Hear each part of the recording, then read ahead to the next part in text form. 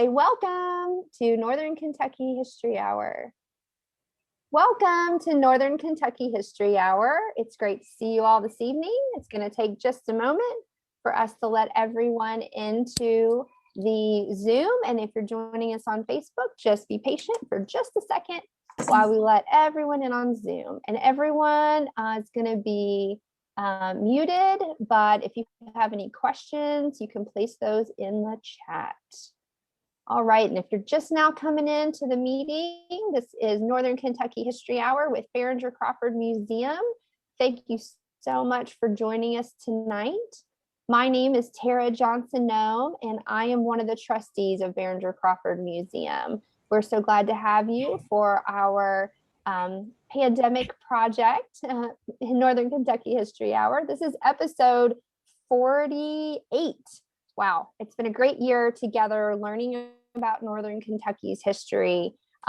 So many things that we have learned and great presenters that we've had. Happy to welcome Jeannine Kreinbrink back tonight. We're going to do a few housekeeping items as we get started.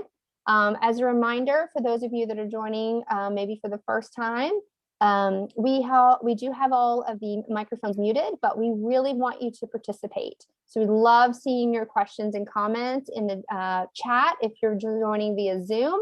And if you're with us live on Facebook, please put comments and questions in the Facebook comment section, and I will read those and get your questions to our wonderful guest here at the end. We will have a quiz tonight, so get your fingers ready for typing. First one with the correct answer will win our prize, which is bragging rights and a really cool History Hour pin, like a button type pin, not a writing pin. There we go. And so, okay, I think we should just dive right in, but I want to say thank you to our supporters. Behringer Crawford Museum is supported by the City of Covington, Kenton County Fiscal Court, ArtsWave, the Kentucky Arts Council, the Northern Kentucky Sports Hall of Fame, and the Carol Ann and Ralph V. Hale Jr. U.S. Bank Foundation. Behringer Crawford is also supported by members, and we have gained so many members over this past year. It's been more special than ever to have that support in such a difficult time, and we just want to say thank you to everyone who's a member. If you're not yet a member and you've been thinking about joining, you can help us reach our goal of 50 new members because of History Hour. We've got 2 left to meet that goal, and we are so close. So you can go to bcmuseum.org to find out more about how to do that. Okay, so I am absolutely thrilled to introduce to you a returning guest, Jeannine Kreinbrink. And Janine is the president and senior partner of K&V Cultural Resources Management, LLC. She co-founded that organization in 2011 with her business partner, Doug Van Stroh. She has combined a career in cultural resource management with conducting educational and public programs in archaeology, preservation, and history. Her archaeology career began at NKU and in volunteering at Behringer Crawford Museum, where she has been an associate archaeologist since 1981. She began a full-time career as an archaeologist in 1986, working on urban archaeology in Covington. And actually, you can find out more about that work in a previous episode of Northern Kentucky History Hour, which you can watch either on our Facebook page or on YouTube. It's super interesting. I had no idea that privies could be so fascinating, so you should definitely check that out. She also obtained her master's in 1992 from UC, where she wrote her master's thesis on archaeology sites that were first excavated by Ellis Crawford when he was the director of BCM. So Janine, so happy to have you this evening. I am going to hand this off to you. All right. Thank you. Welcome, everyone. Let's share the screen here.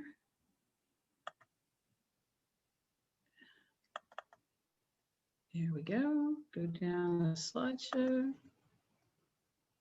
Like my computer's on a delay. Hold on. There we go. All right. Can everybody see that? That looks good. See that, Tara? Okay. So we're going to go with Grump through the picnic. This is from a newspaper from the Kentucky Post from 1915, And we'll come back to this picnic later, but a quote from that article says, "Neighbor met neighbor, stranger met stranger, all exclaimed, 'It's great. We never knew what it means for a whole community to get together in such a magnificent environment.' And Covington's first municipal picnic, to which her neighboring cities had all been invited, was on. An auspicious start for many more such annual events." And they did have many more with tens of thousands of people over the next couple of decades, and we'll talk about that. We're going to kind of start with a bigger picture first about an idea that was going around in the later 19th century and into the early 20th century, and that was called the City Beautiful movement. And Devou Park's beginnings are kind of wrapped up in that. And I'm going to read a little bit here, so bear with me as I do that. The City Beautiful movement flourished in the late 19th century through at least the 1920s. The movement was led by architects, landscape designers, and urban reformers, and influenced urban planning for much of that time period. The movement promoted ideas of civic renewal, civic harmony, and urban planning. These ideas resulted from the effects of urban crowding on sanitary conditions, health, and congestion. The proponents of this believed that opening up city centers with particular architectural styles, such as Beaux Arts, and creating streetscapes and parks that would inspire with their beauty and their harmony. The Chicago Columbian Exposition in 1893 was a really good example of this. There was a newspaper reporter at the time named Charles Mulford Robinson, and he was fascinated by Burnham's work at designing the White City in Chicago for 1893. And Robinson spent the next 20 years espousing city planning, city aesthetics, and he wrote a book in 1903 called Modern Civic Art, or The City Made Beautiful. And that's where City Beautiful comes from. For many cities, especially smaller ones such as Covington, this city planning ended up being directed at two things: monumental core design, putting up courthouses and things in the center of the city, and the creation of public parks. Most of the architects and urban planners who followed the City Beautiful movement believed that these parks and open spaces were an important and central theme and played to their ideas of civic harmony and renewal. Landscape architects, including members of the Olmsted family, became heavily involved in the design and landscaping of these urban parks. In fact, many of the City Beautiful ideas for landscapes were built on Frederick Law Olmsted and his sons, Frederick Jr. and John Charles. So as communities recognized the need for these open spaces, they realized that models for these parks already existed. And that's where the Olmsteds came in. This is a view of one of Olmsted Park. This is not Devou Park.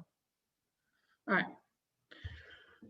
So as they began to develop these urban parks and trying to find larger parks outside, places outside the city core to put a park, they followed this template that Olmsted's work at Central Park pretty much set up. And this is a view of one of his parks in New Jersey. And you can kind of see the resemblance to Devou Park here with the windy roads and open spaces versus wooded areas.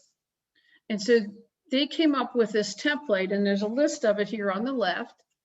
And when you read it, it sounds just like, for the most part, Devou Park and what Devou Park ended up to be. Open meadows and lawns in large central areas, native trees and shrubs, roads and paths laid out in widespread curves, major roadways circumscribing the park, and part of the plan that we'll get to 1910 were to lay out the roads like Montague Road coming up from Covington, for example. Preservation of natural scenery and an informal design to enhance and preserve the landscape's natural assets. Buildings should be low profile. Use of local materials encouraged, around here, limestone, for example. And these parks often had walls to define boundaries. And if you've been in Devou Park, you see the stone walls, which came much later, but are based on that same principle.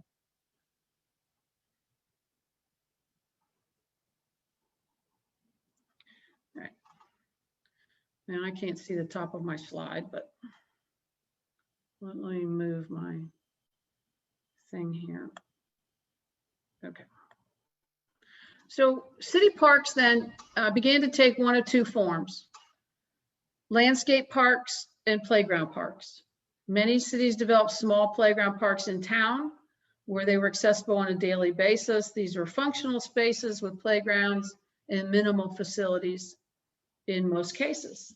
The bigger landscape parks provided escape from the city core with open spaces based on the design model that we just talked about. Hello.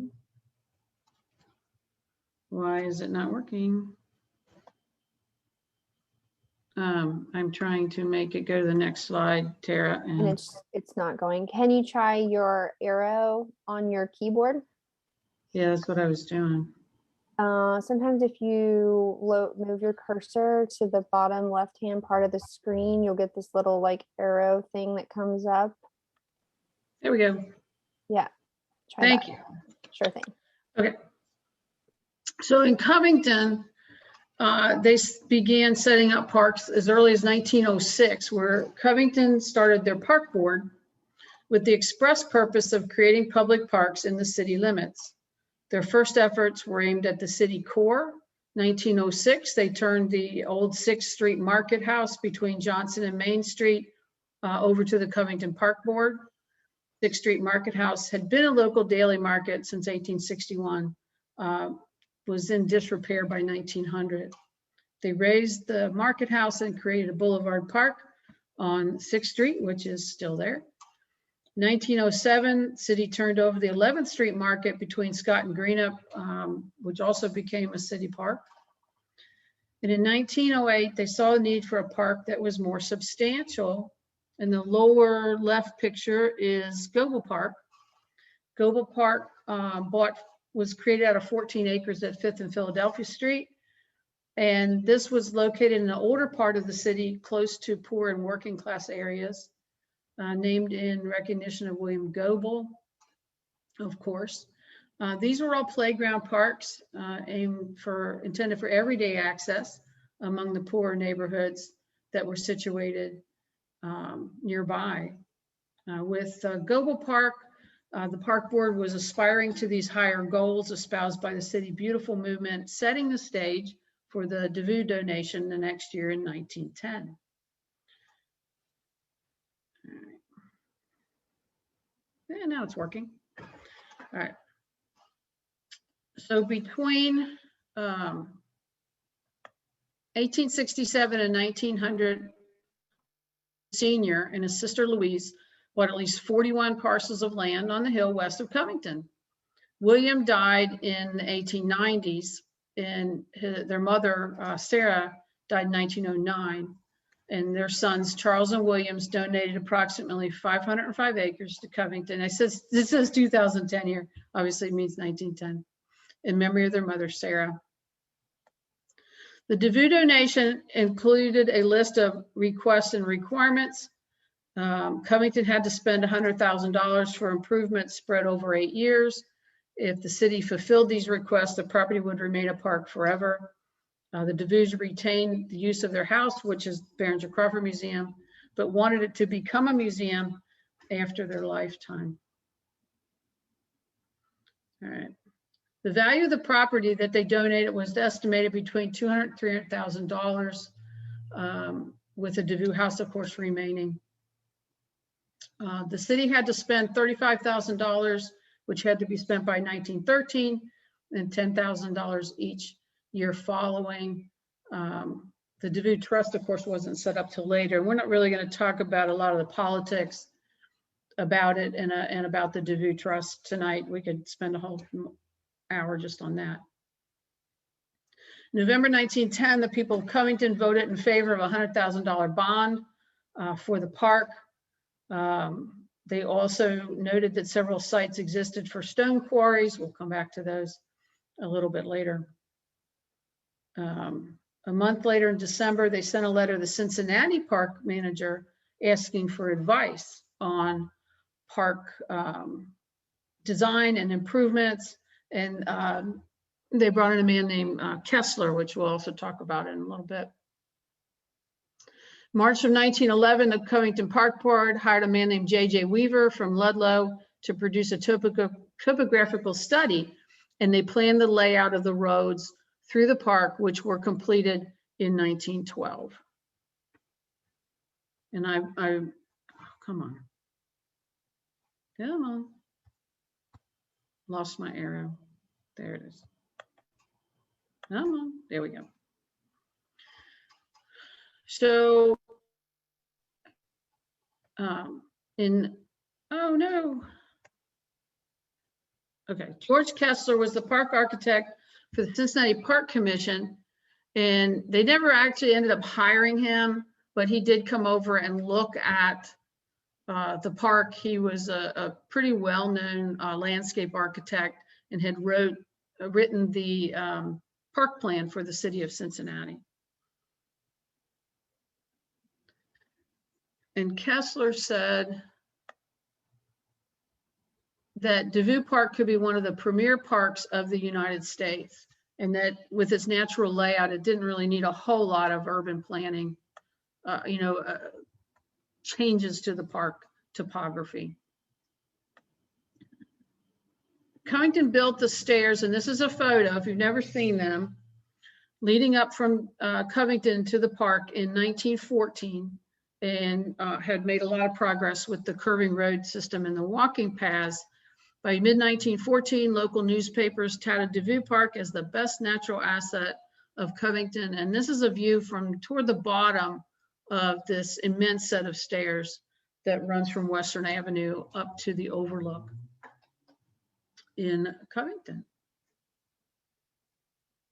Oops. All right.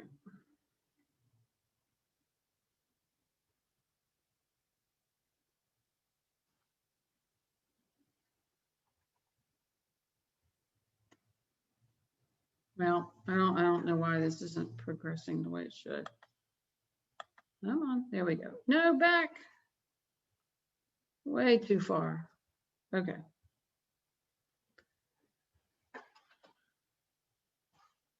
In 1915, on July 7th, a series of tornadoes, and if anyone on the slideshow was around in 1974, you remember those many tornadoes, and other ones more recent. It was a 2000. Anyway, the other one that went through with a lot of tornadoes not that long ago. July 7, 1915 was similar. These are some pictures from Covington showing some of the damage, and at least 29 killed. And the old farm shelter house in Devou Park, which sat above the bandshell, was heavily damaged during that tornado, and it also tore off the some of the porch and parts of the Devou house, which would later become the museum, were also heavily damaged during that tornado. All right. We're going to skip to the golf course, and then we're going to come back to all the picnics. In 1922, the Covington Park Board approved the creation of a municipal golf course in Devou Park. They hired a man named John Brophy, who was the Fort Mitchell Country Club's golf pro, as a consultant to design the 9-hole golf course. And that's Mr. Brophy there in the picture. By 1928, they were calling it Devou Fields. There were also tennis courts and several, and I don't know, I haven't been back there behind the new clubhouse. But up until at least recently, some of the original tennis courts were still there, out behind the clubhouse.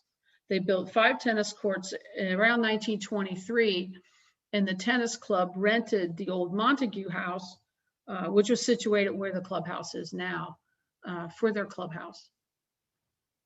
For several decades, Devou Fields was the only municipally owned golf links in northern Kentucky, and it did not require a membership. And we've interviewed several older golfers who golfed there in, back to the at least 1940s. And they said that Devou Fields was never racially segregated, providing an opportunity for all citizens to play. So it was integrated very early on. Oh, come on. And these are some views of the clubhouses through the years. The proposed clubhouse in 1928, this incorporated the Montague House, is in there somewhere. And it unfortunately burned down in 1933. And this is a picture post-fire. In the rebuilt clubhouse, you can see a painting by Tom Lohr down there in the lower left. It incorporated the pillars that remained from the fire in 1933. And then, of course, the new clubhouse replaced that and opened in 2017. This map was created in 1931. They had a man named Ladislaus Seago as an architect to design and build bridges, bridle paths, and other necessary improvements in the park.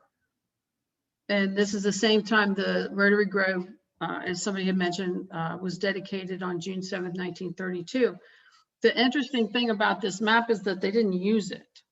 So they paid for it. And he had designed, and I'm sorry, I had a slide where I had zoomed in on these, but if you can see this little building over here, they're all colonial style. And that's not what they ended up using in the park at all, except for part of the golf course clubhouse incorporated some of these elements when they rebuilt it after the fire. All right. So this is, I had a great thing about Easter egg hunts. Oh, there we go. All right. So starting in 1915, the first municipal picnic took place in 1915, and I'll read you a little bit about this. Immediately after this, they realized the success of the turnout and made it an annual affair and an Easter egg hunt that we'll get to in a minute. That's hilarious. So it says here, many take baskets and families to the first municipal outing in Devou Park. This is from the Kentucky Post. Early Thursday, the roads leading to Devou Park were fringed with happy groups, with baskets laden to overflowing and faces bright with anticipation. They had a parade with the mayor and all the city commissioners and bands. And it says the children danced with joy on the green, and the mothers and fathers sat in the shade of the ancient trees and were happy and contented. Quite a lot in that same vein. Everyone drank in the sunshine. Old men became young. Kiddies romped to their heart's content. And this is where the neighbor met neighbor quote comes from. And they estimated 6,000 to 8,000 people for that first picnic. All right, now let's go to the Easter egg hunt, and it's hopefully you can see all this. There's really the image of the really hard, but you can see the children. They estimated 10,000 children. I know. This was the one in 1929, and it was the third one. They'd started them in 1926. And this says here, a heavy rain at noon failed to dampen the enthusiasm of the multitude. And before the grass was dry from a welcome sun, hundreds had assembled, and it was estimated that the crowd had swelled to 10,000 or possibly 12,000. So then at 3 p.m., they started the egg hunt, and they had an egg battle and an egg hunt. In the upper right, you see the children are all lined up in lines, and the two children faced each other, and they would knock their eggs against each other. I'm presuming, I guess the hard boiled, I don't know. And whoever's egg broke first was out. So you eliminate 50% every time. And so they got it down. It says the driveways within a mile of the shelter house were clogged with cars, and the traffic was hopelessly blocked. as people tried to get up into the park. When the Boy Scouts had stretched their ropes, it was apparent that the record crowd had gathered. Many of the kiddies, thinking the eggs had been secreted the night before, had scattered and searched for hours, and there was a mad rush to the ringside. So the girls were first given the chance to battle, and though this was the third annual affair, scores of the entrants were still ignorant of the method of fighting. However, they pecked away, and finally the list dwindled to 26 girls who were, I can't read this, to make the final try. So each of the 26 got a basket of candy eggs. So they just went down to 26 and they didn't go any further. When the boys were called, the scoutmaster was confronted with the problem of handling several hundred or possibly as many as 1,000 youngsters at one time. 3 lines were made and the boys fought it out until the list was down to 24. And oh my gosh, after the king and queen, so they picked one boy and one girl, and that's the 2 kids in the center there. After the king and queen were installed on the bandstand, in the final something crowd, many of whom had stampeded in the direction of the hills on a false rumor that the eggs had been hidden in that direction, were called to the bandshell and told the eggs had been secreted on the opposite side of the park.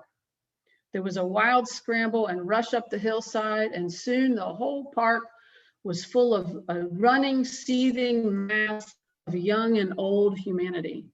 And somewhere in here, the reporter, and I think the picture on the lower left where you can see all the children running straight for the person taking the picture, he talks about the feeling of being overrun by, you know, hundreds or thousands of children who were searching for eggs. And there's images of them fighting. And the nice of this article lists all these Covington businesses who gave prizes. So the eggs, I'm guessing they were real eggs. They were marked with some kind of symbols or something. And if you got one of those, you got a prize. And different, like they gave hats and sweaters, and in one case, a pair of lady chiffon hose. You know, what an 8-year-old's gonna, I guess, give it to mom. But anyway, it is hilarious because it's, and this went on for years. I found evidence that they had resurrected it maybe in the 80s, 70s, or 80s. I don't think they still do it, but it looked like a lot of fun. All right, so now we can get to the Great Depression. This is an actual sign that was put up in the park by the WPA work program, and some of the money spent by the different participants in all of this. And I'll read some of this. The winter of 1933 through 1934 brought in the short-lived Civil Works Administration. $55,000 was approved for projects in Devou Park. Eventually, 196 men were employed, working on the stone quarry, masonry, construction of steps and general improvement. Specifically, the retaining wall along Western Avenue was listed as a project, and I know for a fact that one of my great uncles worked on that wall in 1934. They built a water tower in 1934, which was where that shelter house had been above the bandshell. July 4th, 1934, one of the largest crowds gathered in Devou Park to celebrate the 4th and also the 100th anniversary of the city of Covington. They had a pageant and a parade that ended at the Natural Amphitheater Bowl, which of course the bandshell had not been built yet. 1935, Works Progress Administration had been established, and they started working in the park.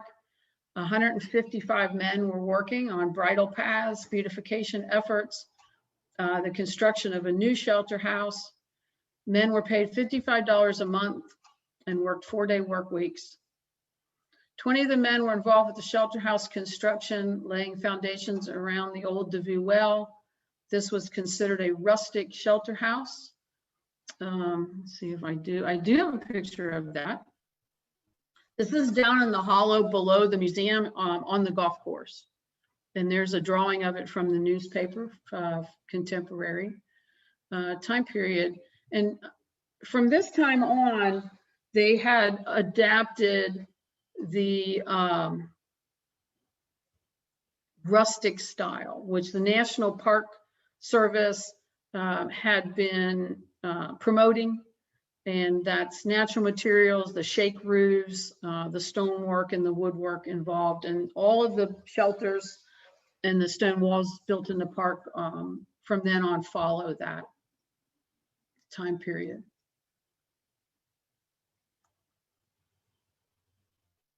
And the shelter house that they built up on the upper left, and that's the one at the top of Montague. We see stone benches. They built 27 of these stone benches in the park. Examples of some of the stone walls on the lower left. And the shelter house on the lower right is actually way out on the golf course on the hill overlooking Ludlow.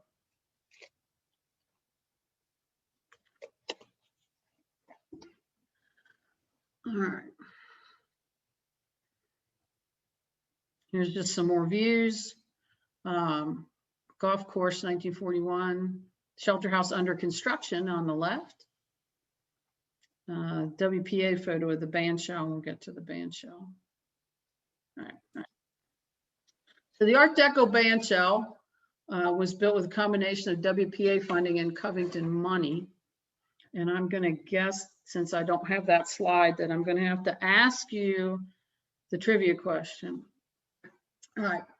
Beginning of the year 1939, the annual report of the Park Board Commissioners was released and stated that the concerts put on by John Walsh and other sponsors were a big hit, and that the bandshell and other improvements will only help in providing a good entertainment experience. So they spent $140,000 between 1938 and 1939 for park improvements. With most of that, of course, coming from the WPA. The city put up $15,000, and Devou Trust put up some money as well.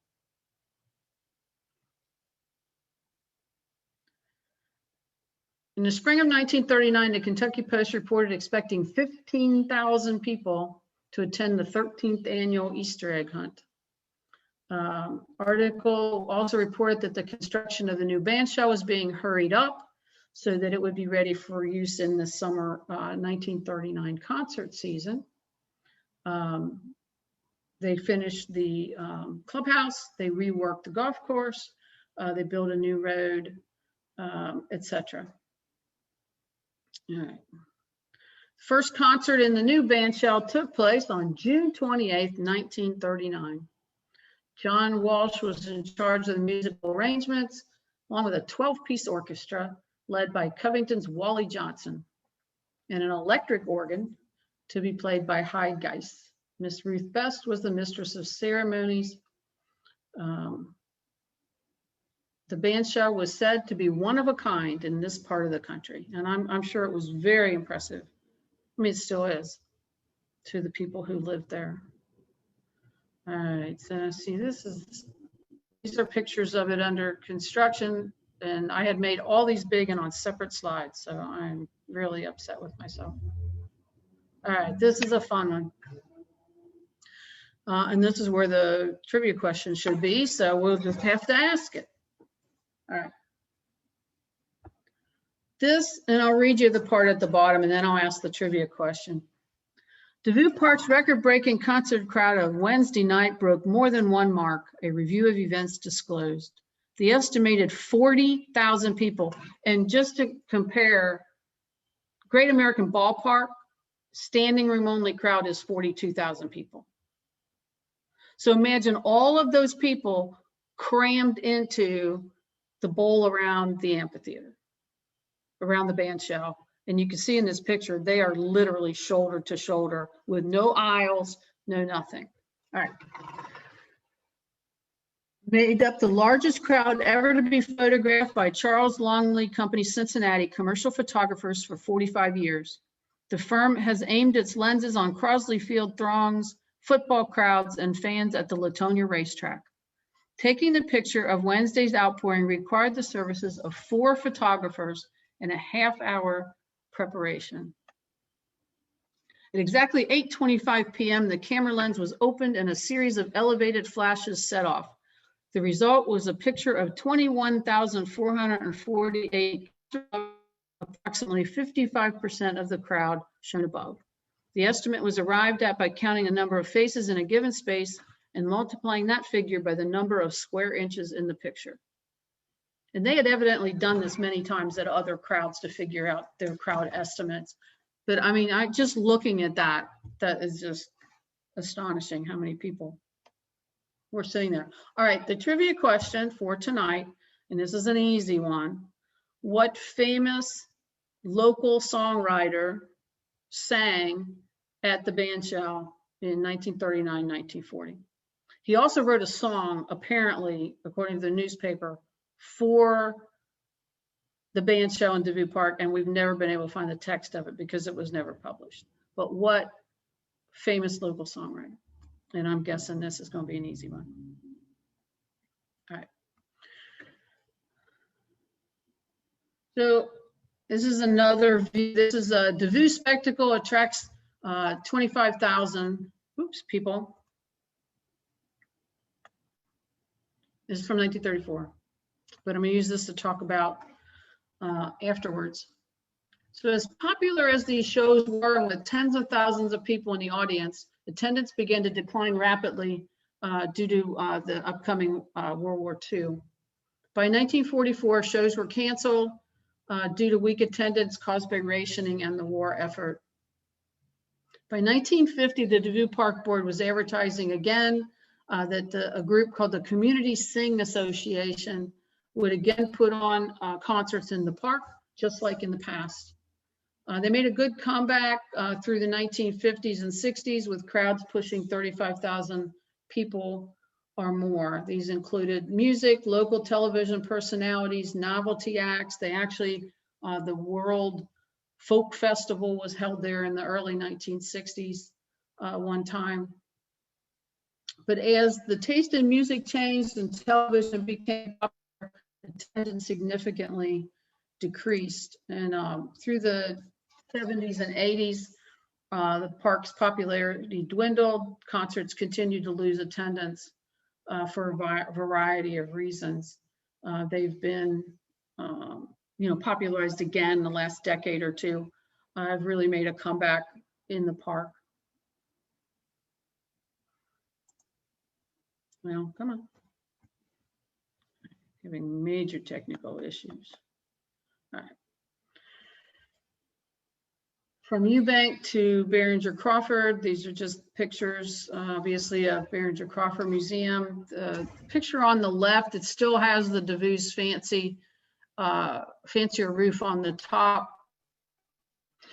In 1950, the city of Covington converted the house into the William Behringer Museum. They curated artifacts from William Behringer with Ellis Crawford as the curator. And then the renovations. Picture on the upper right is the stone side of the house with the Devou's kind of Swiss chalet architecture. And of course, the bottom is the current. And I had a picture. Here's obviously the modern picture. All right, I had a slide with the original shelter house at the Overlook and the Memorial Building and the Dries Pavilion, and it seems to have disappeared. But in 1956, they built the Memorial Building. There had been a shelter house there similar to the one at the top of Montague, and I did have a picture of it, I promise. And it was demolished, and the new Memorial Building was built and dedicated in 1958. Through the years, of course, many social events, private events, weddings, receptions were held there. In the early 2000s, the original building was outdated and it was raised and the new Dries Pavilion was built. And refreshed the Overlook. All right, so that brings us to the end. And I am apologizing again for weirdness going on. Anyway, so No that's problem. It was all I very, got. Would have been a lot more interesting if I had my extra slides. I'm sorry. I'm just. it was still interesting, Janine. Okay. No, I mean, I was fascinated with, I hadn't really thought about Devou Park in the context of some of those other national movements, like the City Beautiful movement. So I think that's interesting to kind of put it in that space. Yeah, for sure. And also, so you mentioned, and I never get his name right, but Ladulus Seago. Can you say, yeah, I struggle with that one, but can you talk a little bit about his role with the park again? Because I was like taking notes, because he was involved in the city plan for Cincinnati too. Yes, he was. And they hired him to create this master plan for Devou Park. Got it. And, you know, went obviously a lot of trouble, and I had zoomed in on some of the pictures, but yeah. He was aiming for a colonial feel, I think, right, with the shelter house picture. And I think he had based it on the existing, what they had done with the clubhouse. Yeah. And because he was involved kind of before and after the fire. So right around that early 1930s. And it was fairly colonial what they had done to it. And I think he wanted to base it all on that. Gotcha. But because the roads were already there, all the winding paths and the roads and everything were already there. And I guess he helped design bridle paths over on the Civil War side, on the other side of Sleepy Hollow, where they did have riding trails in the 1930s, but they didn't follow the rest of his plan. He wanted a big community center at the hill above the bandshell where the house had been. And that was gone. They ended up putting a water tower there. So that didn't follow through. They ended up building the shelter house out at the overlook out there in the late 1930s.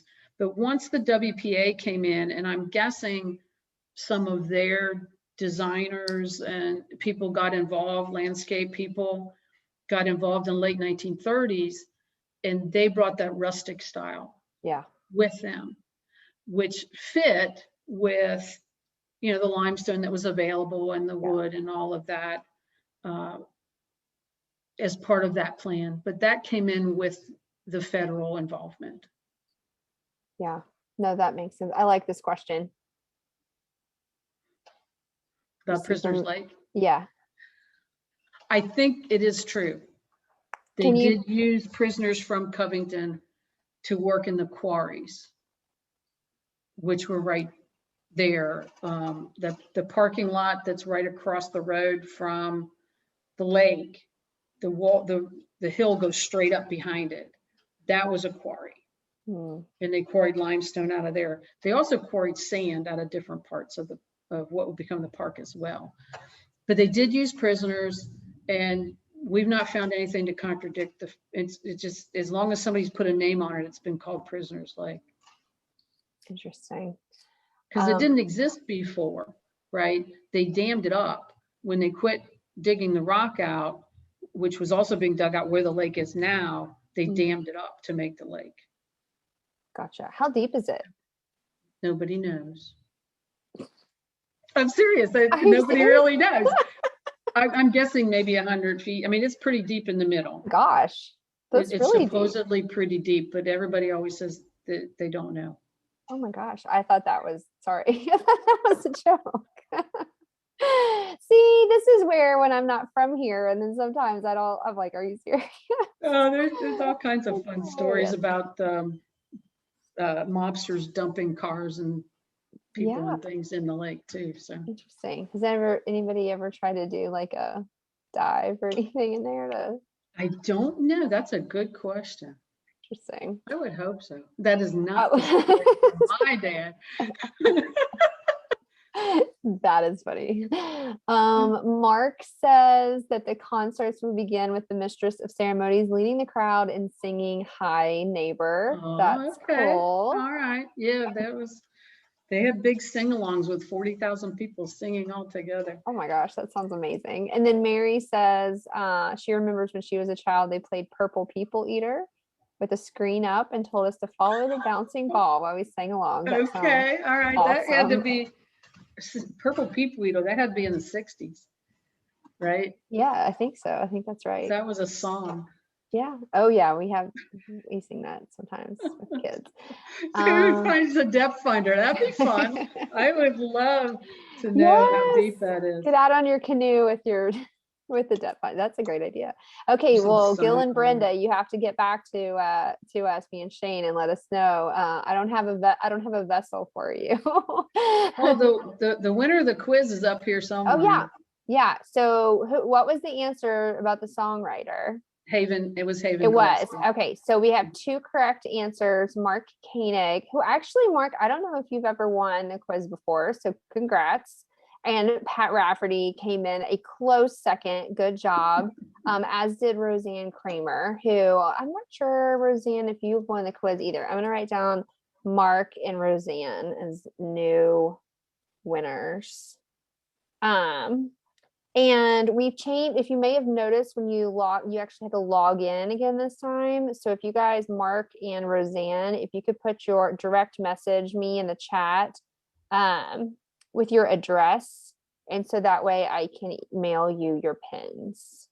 So we're kind of undergoing a change to the museum staff running the history hour. So that's why we had to have a new login.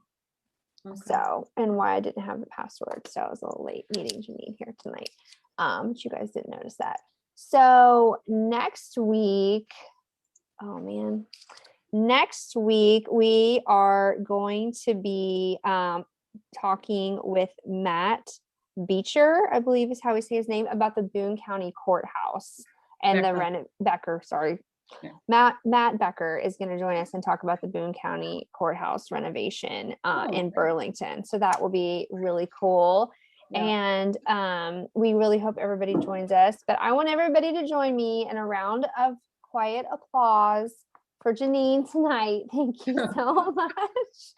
You're always a great presenter, even when you think you're not. So we really appreciate it, and really, really appreciate learning more about Devou Park. Yep. Thank you. Very nice. Thank you for turning on your screen, Gil and Brenda. Yeah, I thought it was really good. And thank you. And Devou Park is a huge asset for our community too. So it's really nice to learn. Yes. It's a great place. More about it. And while you're visiting Devou Park, come by Behringer Crawford Museum. We are open.